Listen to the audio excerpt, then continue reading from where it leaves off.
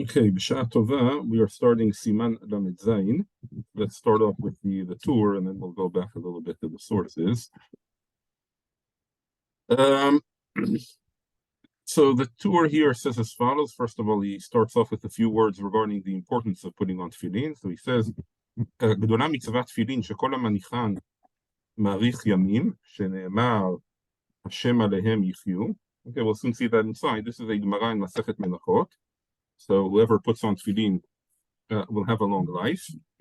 ואמר רבא, כל המניח תפילין ומטטף בציצית וקורא קריאת שמע ומתפלל, מובטח לו שהוא בן עולם הבא. In other words, not only tefillin brings אריכות ימים, but also putting on tefillin, ציצית, קריאת שמע, all together, that also brings עולם הבא. This statement of Rava, actually, this whole passage from Amar Rava that the Tur quotes, we don't have it in the Gemara. I think the Rishonim quoted from the Shimush HaRabbah, but for some reason we don't have it anywhere in the Gemara. ואמר אביי, מערב אני בו שאין אש של גיהינום שולטת בו. In other words, he will be protected from the punishment of the world to come. ופאפה אמר, מערב אני בו שכל עוונותיו נבחלים, that all his sins are forgiven. וכל מי שאינו מניפן, הוא בכלל פושעי ישראל בגופן. Okay, the reference here is to a Gemara in the Sechet Rosh Hashanah, a famous Gemara, הרכפתא דלא מניח תפילין, that it's considered פושעי ישראל בגופן. Soon we'll see what the meaning of that is. לכן צריך כל אדם להיות זריז בהם. Okay, so that's why it's very important to be careful about tefillin. Okay, now let's go back to see some of these sources inside. There are a few interesting points here I want to show you. But first of all, the first source that the Tur quoted is the Gemara in Masechet Menachot.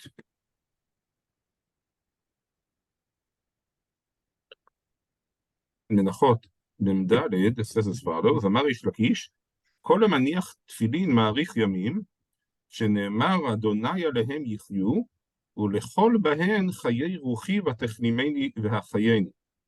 Okay, now the pasuk that the Gemara is quoting here is from Yeshayahu. It's from the prayer of Chizkiyahu HaMelech. There was a whole story in Yeshayahu that Chizkiyahu was about to die, and he prayed and he received I think what was it, another 15 years or so to live. So from that prayer that appears there, which is documented in Yeshayahu, this is one of the psukim that it says there, Hashem aleihem yichyu, ulechol bahen chayei ruchi v'techlimeni v'chayeni. Now there are different explanations here in the Mfarshim. What does it mean on Mfarshim on Yeshayahu? What does it mean ulechol bahen chayei ruchi v'techlimeni v'chayeni? The way Rashi explains it is ulechol bahen chayei ruchi. In other words, anything upon which chayei ruchi are dependent on, in other words, all my organs upon which my life is dependent on, all the vital organs, v'tachlimeni v'achayeni, you have healed me and you have brought me life. And Hashem alehem yichyu, whoever Hashem is with you, that brings you life. Okay, now how does the Gemara refer this to tefillin? So Rashi here says, Otam shenos'im alehem shem Hashem b'tefillin yichyu. In other words, the Gemara sort of takes it literally. Hashem alehem, if Hashem is on you, literally in the sense, like the tefillin, which is the name of Hashem, which are on your body, yichyu, that brings you life. The Maharsha here explains that the entire verse is hinting both to tefillin shel rosh and tefillin shel yad. And he says, Retzonu lomar Hashem alehem hu tefillin shel rosh. Kmo shenemar ki shem Hashem nikra alecha zot tefillin shel rosh. In other words, as we know, the tefillin shel rosh is supposed to be exposed. The Gemara famously says, Ki shem Hashem nikra alecha elu tefillin shebarosh. So that's Hashem alehem. That's the tefillin shel rosh, which show that Hashem is on you. And ulechol behen chayei ruchi remez al tefillin shel yad shehi keneged halev asher sham ruach hachayim. In other words, ulechol behen chayei ruchi, we said that's the vital organ upon which life is dependent, which is primarily the heart. That is a hint of the tefillin shel yad, which is placed on the hand but against the heart, and that also brings life. I found also in the Chidushei Agadot Maharad here, he says very briefly but very nicely, he says, דבר זה מבואר כי התפילין בפרט נגד הלב ועל המוח ששם חיות האדם, מפני כך מוסיף הקדוש ברוך הוא חיים, כי אלו שניהם הם החיים, כאשר אלו שני איברי הגוף בחיים, אז יקבל האדם חיים. In other words, the two main organs of life are the mind, the brain, the mind, and the heart, as we all know from the famous arguments of determination of death, that involves both the head and the heart. But he says that tefillin are against both of those vital organs. So when you put on tefillin, then the reward is, or part of the reward is that Kadosh Baruch Hu adds life to the mind and to the heart, and that is why the Gemara says, "Kol hamaniach tefillin ma'arich yamim." Here I brought from the Rosh. Here he quotes the edition of Rava that Muftach lo shu ben olam haba. Again, even though we don't have it, apparently it was in some source of the Geonim, and that's where the Rishonim quoted it from. Okay, now what is the business of Poshei Israel begufan? Okay, so this is the famous Gemara in Masechet Rosh Hashanah. It brings a machloket between Beit Shammai and Beit Hillel. Beit Shammai says as follows: Beit Shammai אומרים, שלוש כתות הן ליום הדין, אחת של צדיקים גמורים, ואחת של רשעים גמורים, ואחת של בינונים. So we have three groups, צדיקים, רשעים, and בינונים. צדיקים גמורים נכתבים ונחתמים לאלתר לחיי העולם. רשעים גמורים נכתבים ונחתמים לאלתר לגיהינום. And בינונים יורדים לגיהינום, ומצפצפים ועולים. Okay, in other words, according to Beit Shammai, as we'll see, the machloket Beit Shammai and Beit Hillel is mainly on the beinonim. According to Beit Shammai, the beinonim, in other words, this Gemara seems to be talking about Yom Adin, in other words, in the world to come, after a person dies. So beinonim, they yordim leginom, they do get punished and they go down to Ginom, but afterwards they come back up. Beit Hillel apparently disagree with this, and Beit Hillel omrim v'rav chesed matei klapei chesed. Okay, in other words, that on the case of Beinonim, HaKadosh Baruch Hu is Rav Chesed, and he tilts the balances, even though the person is Beinoni, so exactly half and half. HaKadosh Baruch Hu tilts these scales in the favor of Chesed, and they also go to Chayei Olam. Now, however, then the Gemara continues and says, Poshei Yisrael begufan, u'pushei omot ha'olam begufan, yordim leginom, ve'nidonim ב-12 חודש. Okay, לאחר 12 חודש גופן קלה ונשמתם נשרפת ורוח מפזרתן תחת כפות ריבולי הצדיקים. In other words, that פושעי ישראל בגופן and פושעי אומות בגופן, they go to Gehinnom, they get punished for 12 months, and even afterward then they sort of get uplifted a little bit, you know, that something spreads them under the legs of the tzaddikim. Okay, so now the Gemara tries to understand the opinion of Beit Hillel. So the Gemara later on says as follows: Amar Beit Hillel omrim v'rav chesed matei klapei chesed. So it seems like Kadosh Baruch Hu tilts the balance of scales in the favor of chesed in the case of the Beinoni, right? Because the tzaddikim, they don't need it; they're already they have a rov zchuyot. Okay, so the Gemara asks on this: V'akti v'veti tashlishit ba'esh. So it seems that they do get punished. That's the proof of Beit Shammai that even the Beinonim, the third group, does get punished. So the Gemara says, Hatam po Poshei Yisrael begufan. No, that's talking about a Beinoni who is a Poshei Yisrael begufan. So the Gemara asks, Poshei Yisrael begufan v'amart leit leu takanta. We said Poshei Yisrael begufan, they don't have this takana. So the Gemara says, Ki leit leu takana berov avonot. Hachta mercha avonot mercha uzuyot v'it beunam yavon de Poshei Yisrael begufan lo sag yelei de la v'veti tashlishit v'esh v'im la v'rav chesed matei klapei chesed. So what comes out from the Gemara as follows: that if you're a Beinoni and you're not a Poshei Israel begufan, then Rav Chesed, Kadosh Baruch Hu tilts the scales in your favor. However, if you're Beinoni, in other words, Mechza Avonot and Mechza Zchuyot, plus amongst your Avonot is also that you are Poshei Israel begufan, then you do get punished. However, after that punishment, then you will be brought up to Olam Haba. Okay? What is Poshei Israel begufan? And here's a surprising thing. Poshei Yisrael begufan, the Gemara asks, "My nihu, amar Rav karkafta de lo manach tefillin. Poshei omot haolam begufan, amar Rav ba'avira." So Poshei omot begufan is ba'avira. In other words, they were involved in arayot. But Poshei Yisrael begufan, that's somebody who does not put on tefillin. Okay, now why is this Gemara very surprising? Because you don't put on tefillin. Okay, we know tefillin is very important, but it's a mitzvah taseh. Okay, how does that make it Poshei Israel begufan, that you have this sort of severity, you know, that if you're half-half, even though normally a Kadosh Baruch Hu is matek klepei chesed, in the case of Poshei Israel begufan, you still get punished. What is the severity of karkafta de lo manach tefillin? Now we can understand a little bit the expression Poshei Israel begufan. In other words, begufan is tefillin. Why? Because tefillin is on your body. So you could say, in that regard, that's Poshei Israel begufan, but it's still a bit surprising. Okay, so that's why most Rishonim, as we will see, try to limit this Gemara and say it doesn't mean just anybody who randomly doesn't put on tefillin. It's talking about something a little bit more severe. Okay, so there are two main shitot on this. One is Tosfot.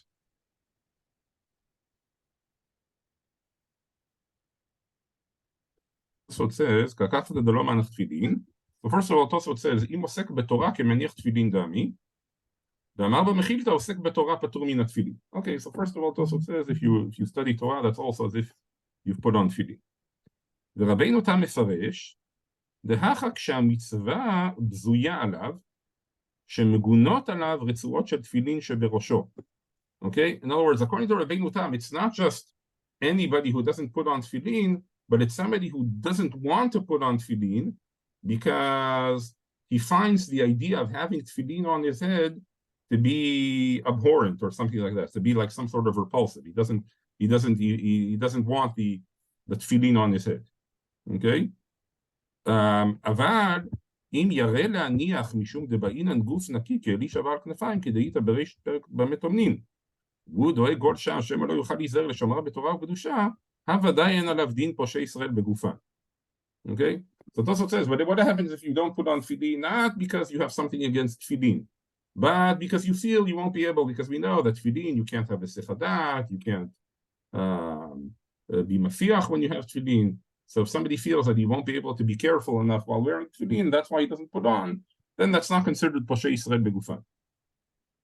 Okay, v'chol hanishmatin b'shelo asa tshuva v'lasa tshuvat olam mitam medrek. Okay, if you did tshuva, that also solves it.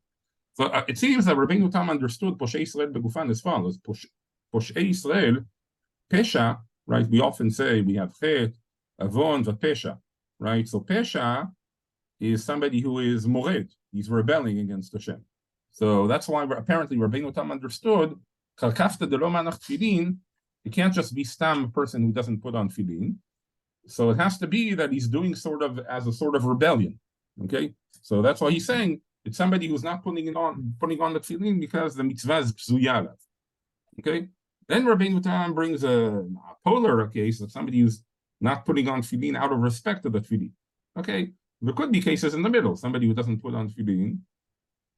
Stam, because he's not, he forgets. Laziness, etc. Okay, so it's not so clear what Rabbeinu Tam is saying about that. It's probably more problematic than somebody who's yareh la'aniach guf naki, that at least he has some sort of kavanah l'shem shamayim, even though it's obviously not correct. But apparently, according to Rabbeinu Tam, he would not have this severity of Poshei Israel begufan. It's only somebody who's really doing it because he has something, an objection to tefillin. Okay, the Rif had a different girsa apparently in the Gemara, and the Rif had the girsa of karkafta de lo manach tefillin me'olam.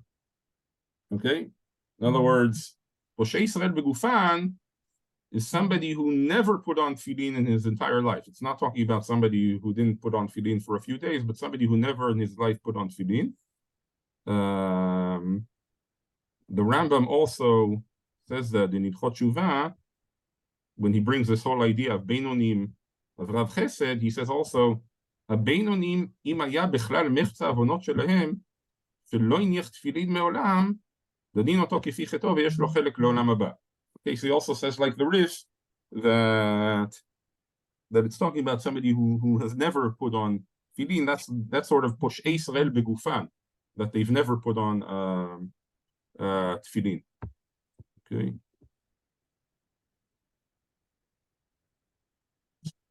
Excuse me. Anyway, so we're saying according to the Rif and the Rambam, it's karkafta de lo manach tefillin, never put on tefillin. So this is a bit of a raya for the Chabad mission to get everybody to put on tefillin. You see that there's value of at least putting on, if not every day, but at least once in your life, to put on tefillin, so that you won't be able, bichlal, what we call Poshei Israel begufan. Okay, that's what I saw. I think the way most Rishonim, again, in some of the later Achronim, they want to say even if you don't put on tefillin on the day, but for most Rishonim, from what I've seen, they say they don't just say it's just somebody who doesn't put on tefillin. It's either like Rabbeinu Tam says that you're doing it because you have something as an objection to tefillin, or like the Rish that sort of you've completely erased the mitzvah of tefillin.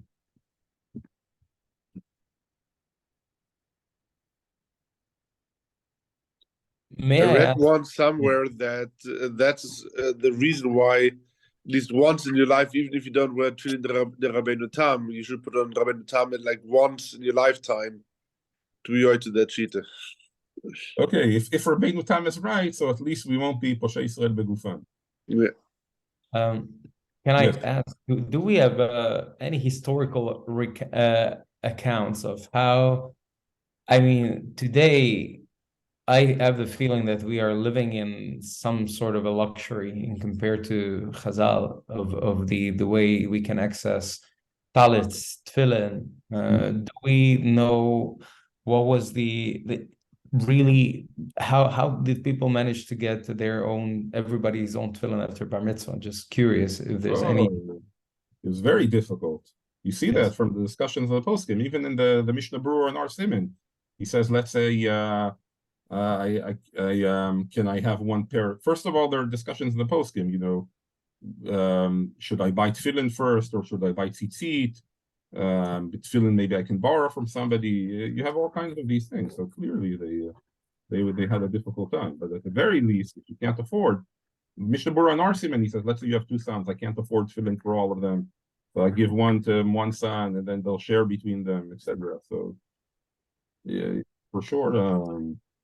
But then we have at least in the times of the Gemara that basically because of the halacha that you're allowed to take someone's tefillin without asking, but not the svarim, because tefillin were cheap, but svarim were expensive. At least in the time of the Gemara. I remember there are discussions on that you can take somebody's tefillin for the sake of a mitzvah without asking. Yes. And it was then that the tefillin were cheaper. Could be. I don't remember. I have to remember the exact spot, but there is that concept of that somebody wants a mitzvah to be done, so therefore we sort of assume that a person, would allow you to wear their tefillin. I think I've had to do that. Again. What? I have to find the mikor again. Yeah, send me a WhatsApp. I'll try to find it. It could be that it says there. I've had that in the army. I think it was that we didn't have the tefillin with us, and we stumbled upon, some shul with a pair of tefillin there, so we used it. But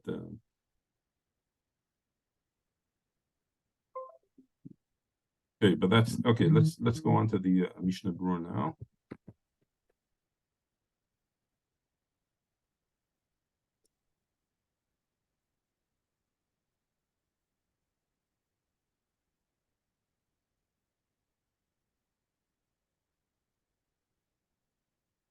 The Beit Yosef wants to say that the Torah is a little bit different than Rabbeinu Tam. He says because the Torah just said Kol mi sheino menichanu bichlal poshei Israel begufan. He says לכן צריך כל אדם להיזהר בהם, נראה שאינו מפרש כשלמוש רבנו תם, אלא כל מי שאינו מניחן מאיזה טעם שיהיו בכלל פושעי ישראל בגופן. Okay. Then he asks, so what's so unique about tefillin? In other words, why is that different from any other mitzvot? He says, ומי הוא אפשר לשני תפילין, דהווה בכלל פושעי ישראל בגופן, לפי שמניחן סמוך לגופו, מה שאין כן בשאר מצוות, ומשום החיקים ממינא מיני ומשום ביזוי, אף על גב דהווה בכלל פושעי ישראל, מכל מקום בכלל פושעי ישראל בגופן לא הווה. Okay, in other words, since tefillin are put directly on your body, so if that you don't want to put in, that's sort of more disrespecting a mitzvah. Then stam another mitzvah that you don't do, so fine, you didn't do the mitzvah. But here, if you're you don't want it on your body, it's in other words, that's sort of what Rabbeinu Tam is saying. That's why it sort of makes it more severe. Okay. Just saying that maybe the Torah disagrees. I find that a little hard to believe. That the Torah will go against Rabbeinu Tam. The Rosh, it could be that the Torah just abbreviated. Let's see what it says in the Shulchan Aruch. Shulchan Aruch just says very briefly, he says, Gadol schar mitzvat tefillin, וכל מי שאינו מניחם, הוא בכלל פושעי ישראל בגופם.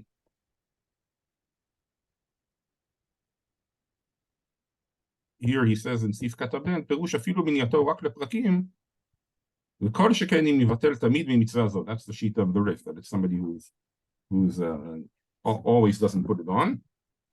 In סעיף קטן ג' he brings the רבינו תם, he says, ודווקא שאינו מניחן בשביל שהמצווה בזויה בעיניו, אבל הירנה ניחן משום דבאי גוף נקי, בשם לא ייזהר בקדושה קרוי, אף על גב דבראי, וקל אדם יכול להיזהר בשעת קריאה ושמיעה, וגם מכל מקום לעבור פושעי ישראל.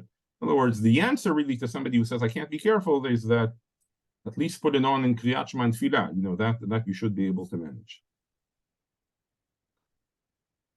Here the Mishnah Berurah gets into all kinds of other הוכחות. He says, דבר זה הוא תוכחה מגולה לאותם אנשים שמפני עצלותן מצוי שיהיה תפילין מונחין על מצוותן, מצחן ולא על הקרקפתא, וגם אשר יד אינו מונח על מקומן כדין, והלא זהו כמי שלא הניח כלל. In other words, let's say you have tefillin on, but you have them in the wrong spot. That's also as if you didn't put it on. And he also says later on, you should be very careful to buy kasher tefillin. He says here later on, he says, לכן ייזהר כל אדם לקנות תפילין מסופר מומחה וירא שמיים ובעל תורה, וכן ירצועות יקנה מי שיאמן. In other words, כדי שיהיה בטוח שנאבדו לשמן מאורות טהורות.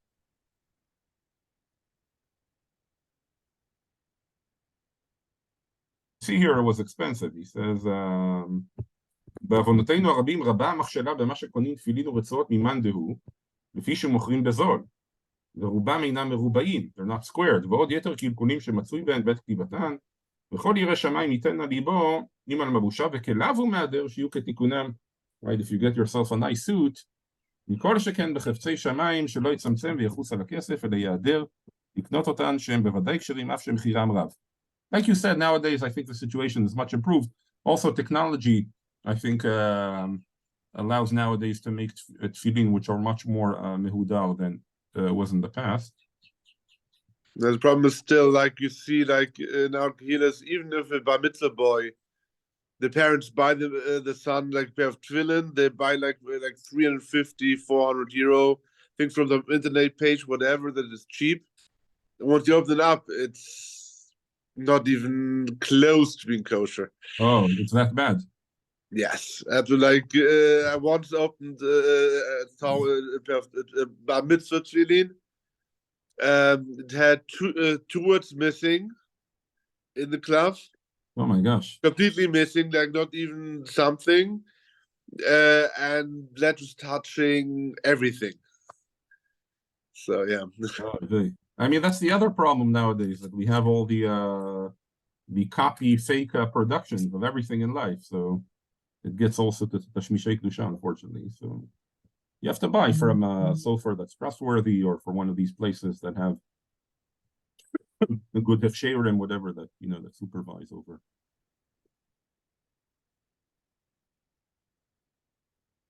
Okay, let's go on to Sif Bet. Okay, time is short, so let's go straight from the Shulchan Aruch. Mitzvatan liyot alav kol hayom. Right, so really the mitzvah is to wear tefillin all day. There is in the Biur Halacha, he brings here a machloket achronim. What does it really mean, mitzvatan kol hayom? Is it that midoraita really we're supposed to have it on the entire day, or midoraita it's enough just to put it on once a day, and it's mitzvah min hamuvchar to have it on the entire day? Anyway, אבל מפני שצריכים גוף נקי שלא יפיח בהם, שלא יסיח דעתו מהם, ואין כל אדם יכול להיזהר בהם, נהגו שלא להניחן כל היום, מכל מקום צריך כל אדם להיזהר בהם, להיות עליו בשעת קריאת שמע ותפילה. So the minhag, therefore, is because we can't be careful not to be מסיח, not to be מסיח דעת, to have it on just during the time of davening in the morning. Some have the minhag he brings here in the Biur Halacha also in mincha to put on tefillin. I think the majority do not. There are people that we know that do wear tefillin all day,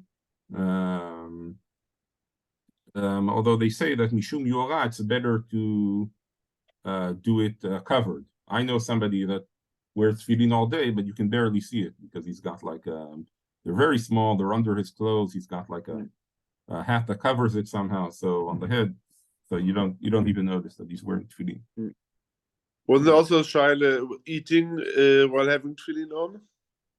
I mean, you're allowed to eat. I mean, the main thing is But I remember, I think from when I learned it back when, that the Mishabur left with the Sophic if one is allowed to snack or not.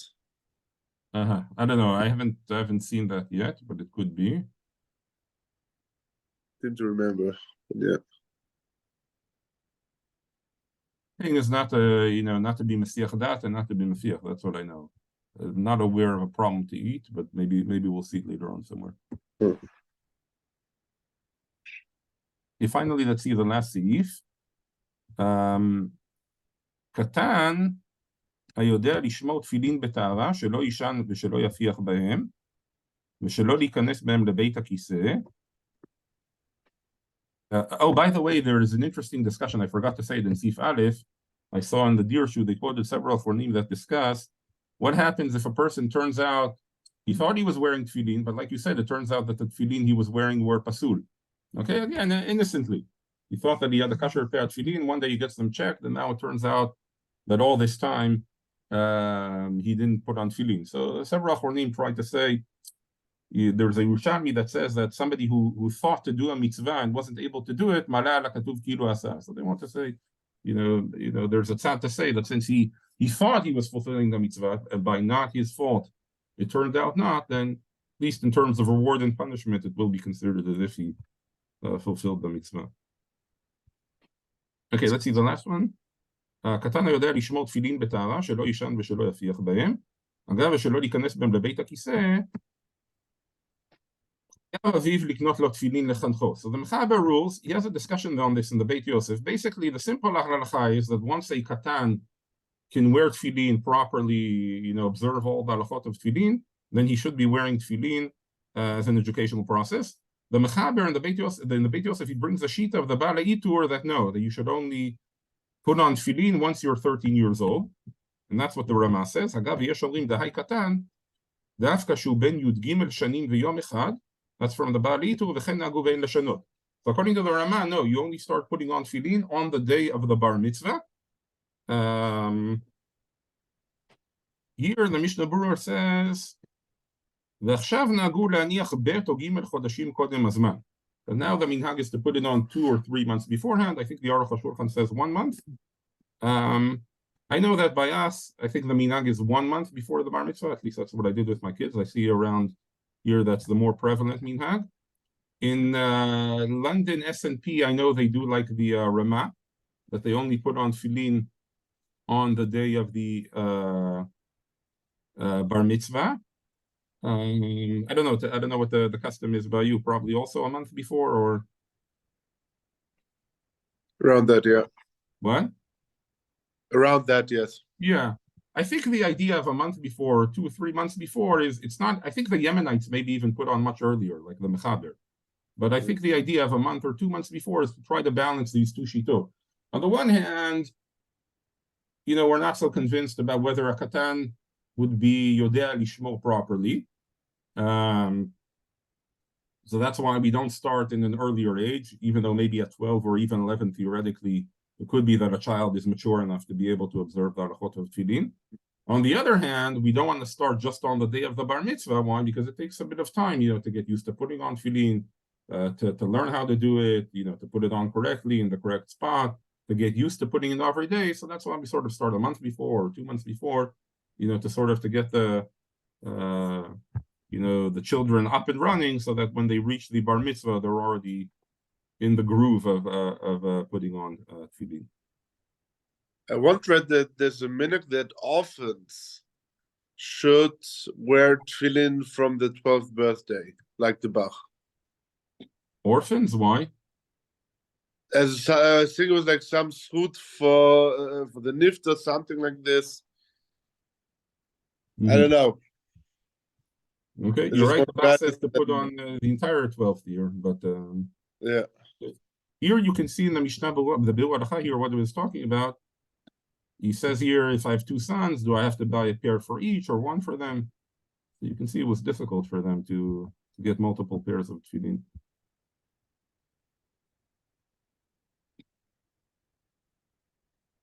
Okay. Any other questions or comments? Yeah. Very good, Shkoich. So we'll stop here. And time continue from siman lamed. Thank you. Okay, shkoyach everyone. Bye. Kol tuv.